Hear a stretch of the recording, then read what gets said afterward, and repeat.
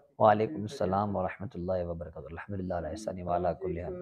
سوالات کا سلسلے میں جو ایک سوال جو ہے میرے ذہن میں تھا، میں اس کا جو ہے نا جواب چاہ رہا تھا۔ آج کل اس کی جو ہے نا کافی ساری مطلب ہے کہ فرقہ واریت کے حوالے سے جو ہے نا وہ اعتراضات ہوتے ہیں، تو اس میں سوال آپ سے یہ کرنا چاہ رہا تھا کہ اسلام اگر حق مذہب ہے تو اس میں فرقہ واریت کیوں ہے؟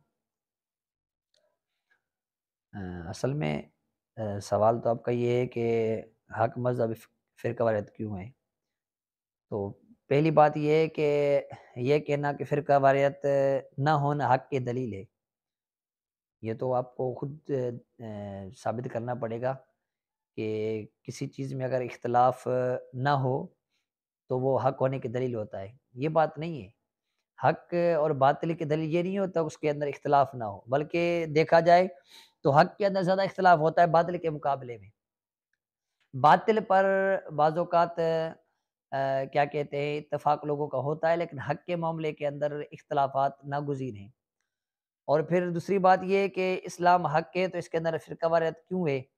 یہ بنیادی طور پر سوال ہی غلط ہے۔ وجہ کیا ہے؟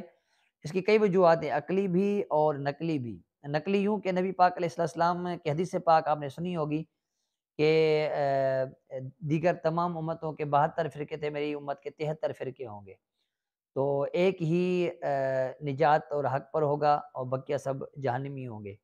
اس حدیث پاک سے روح سے بھی سمجھ میں یہی آتا ہے کہ فرقہ واریت جو ہے یہ ہونا، یہ باطل ہونے کی دلیل نہیں ہے، بلکہ نبی پاک علیہ السلام نے تو اس کی نشاندہی فرما دی کہ میری امت میں 73 فرقے ہوں گے۔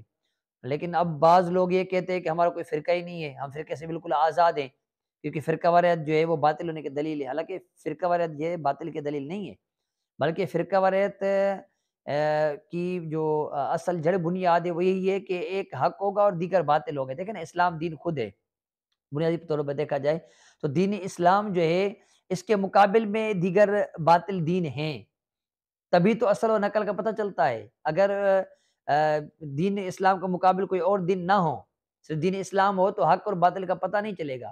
ایک روشنی ہوگی تو اندھیرے کا پتہ چلتا ہے نا، جب روشنی اور اندھیرا کا تقابل نہ ہو تو پتہ احساس نہیں ہوگا کہ روشنی اور اندھیرا کیا ہے۔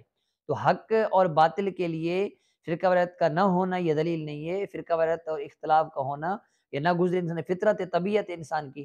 اللہ تبارک تعالیٰ نے انبیاء کرام علیہ السلام کو اس لیے تو بھیجا کہ اس فرقہ واریت کو ختم کریں، حق کو ظاہر کریں، اور باطل میں جو لوگ اپنے عقلی لحاظ سے پڑے ہوئے ہیں ان کو نکالیں۔ شرک میں بعض پڑے ہوئے ہیں، بعض اور معاملات پڑے ہوئے تھے، ان کو نکالنے کے لیے تھے۔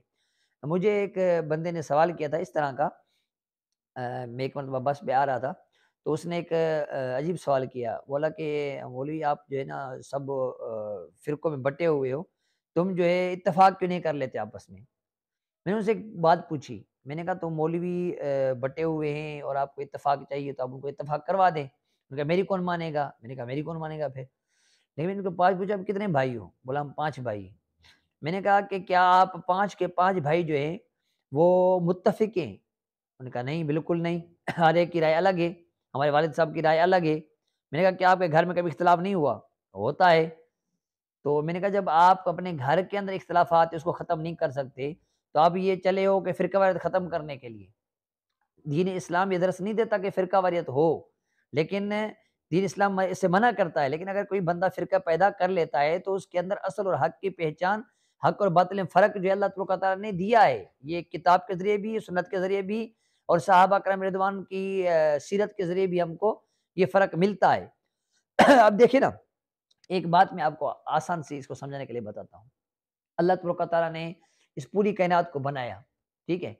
پھر انبیاء کرام علیہ السلام کو اللہ پاک نے بھیجا، پھر اللہ تبارک و تعالیٰ نے خاص طور پر 4 کتابوں کو نازل کیا۔ سیدنا داؤد علیہ السلام پر زبور کو نازل فرمایا، سیدنا موسیٰ علیہ السلام پر تورات کو، حضرت سیدنا عیسیٰ علیہ السلام پر انجیل کو، اور نبی پاک علیہ السلام پر قرآن